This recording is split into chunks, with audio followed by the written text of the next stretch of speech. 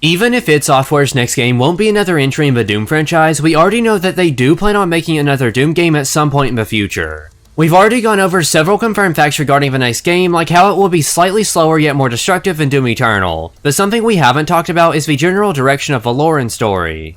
We have quite a bit of information on where the story is leading due to important plot points set up by Doom Eternal and story hints dropped during developer livestreams, so today we'll be going over everything we know about the plot of the next Doom game. The biggest question that many of you may have is what happened to the Doomslayer? While we don't know a whole lot about the future of the character, we do know that he didn't die at the end of the Ancient Gods Part 2. He was just put back into a sarcophagus until he's needed again. A few comments made by game director Hugo Martin also seem to imply that the Slayer hasn't lost his power or suffered any sort of heavy consequences from killing the Dark Lord. He just lost consciousness because the ultimate threat to humanity was vanquished and he no longer had a reason to be free. That's really all we know about the Slayer outside of the fact that he'll be set free once humanity is threatened again, and we thankfully do know exactly what that threat will be. During one of the many dev streams held after the launch of Tag 2, Hugo Martin mentioned that the entirety of the Maker race is currently in Urdak undergoing the transfiguration process that will turn them into Cthulhu-inspired monsters. Since Hell is now completely sealed off, it only makes sense that the main antagonist of the next game will be the evolved Makers being led by Samur and the Father, who will likely attempt to take over as the ruler of the Doom universe. While we can definitely expect to see a lot more Maker enemies added to the roster, I doubt that they'll remove any of the iconic demons like the Imp, Hell Knight, and Cacodemon.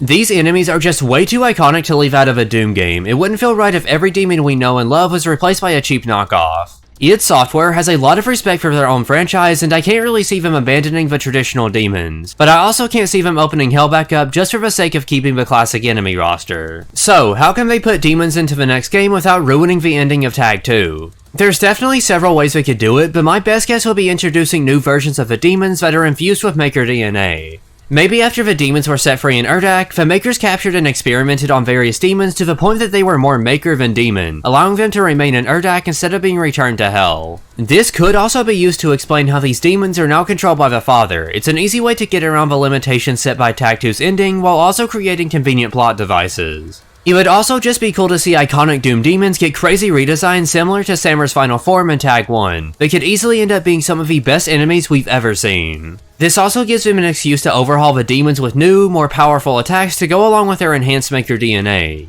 It works from a lore, story, design, and gameplay perspective, so you wouldn't hear any complaints from me. We can also make some solid predictions about the Slayer's allies based on the information we currently have. At the end of Tag 2, the Sentinels were reunited to fight in the ultimate battle against Hell's armies, and they likely stayed together after the battle was over. Hell and Urdak no longer have any influence over the Sentinels, and Commander Valen has seemingly been forgiven for betraying his men. So it's not too far-fetched to assume that the Sentinel armies will be back and stronger than ever in the next Doom. This may be a bit more of a stretch, but I wouldn't be surprised if Commander Valen was the new leader of the Sentinels, whether that be as their battle commander or king. Either way, I think it's pretty safe to say that we'll be seeing the Sentinels and Commander Valen in some way, shape, or form. It's also incredibly likely that we'll interact with humanity as well. They started to almost worship the Slayer after he defeated the Icon of Sin, which is made incredibly apparent by the graffiti seen on Reclaimed Earth. One of the codex entries that can be found in Tag 2 states, "The people of Earth have come to view the Doomslayer as a savior, a hero who found to free their world from the clutches of Hell itself. The legend of the Slayer has spread among survivors of the war, broadcast on emergency radio frequencies, and used as a symbol of resistance against the demons. Prophets proclaim to all that the Slayer has brought his war to Hell itself. The people of Earth offer their prayers for his victory as they spread his sigil and raise his banner, inspired to fight back by his deeds." Based on this codex entry alone, I think it's pretty apparent that the Slayer will have worshippers and armies dedicated to him once he returns to Earth. This could be used to show how the Slayer's war against Hell was incredibly beneficial to mankind, giving them the strength and hope to rebuild and better themselves after the war was over.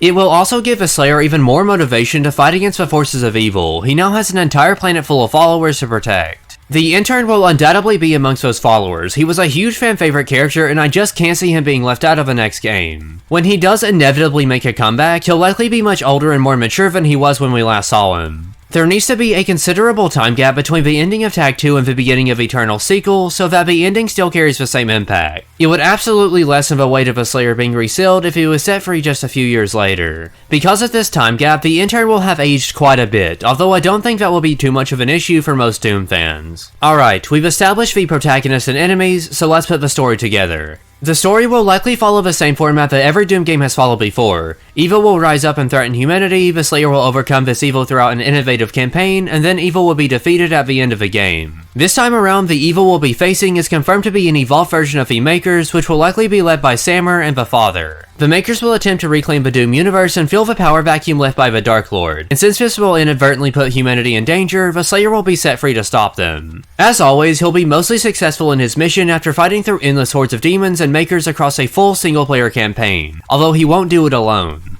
He'll undoubtedly be reunited with the Sentinels and the people of Earth during his journey, possibly even seeing some old allies like the Wretch along the way. He'll defeat the forces of evil in a climactic final battle, but like with most Doom games, the fight likely won't be over so that the story can continue later down the line in an expansion or a sequel. While it's obviously not confirmed, you can expect Hell to be opened back up again at some point late in the campaign. It's a pretty predictable plot twist. Considering how Doom Eternal has a lot of lore regarding the multiverse, I wouldn't be surprised if the next game involves some sort of multiverse subplot, but I don't know, it's a bit too early to tell. It is worth noting that the next Wolfenstein game will have a bigger focus on the multiverse, so keep that in mind. A Wolfenstein or Quake crossover are just two of the many things that could be happening during this campaign.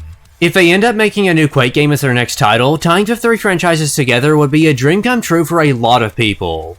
Doom Eternal has opened up some incredible paths that could lead the franchise into a bold new direction, and it's honestly really exciting. The next game may be pretty far off, but what we know so far should be enough to get any Doom fan hyped. The concept of going up against Cthulhu-inspired Makers and heavily evolved demons sounds like a blast, and I personally can't wait. While we wait for the next chapter in Doom's story, there should be some more id Software content to keep us busy, like the sequel to John Romero's Sigil and a brand new Quake game. We may go through a bit of a content drop throughout the next few months, but things should start to pick back up in December of this year with Doom's 30th anniversary. There's a solid amount of content coming up in the near future. You can watch a video that's on screen now to learn more about it. You'll definitely want to hear this. Thank you all so much for watching today's video. I hope you enjoyed it. That's pretty much all I have for now, though. Until next time.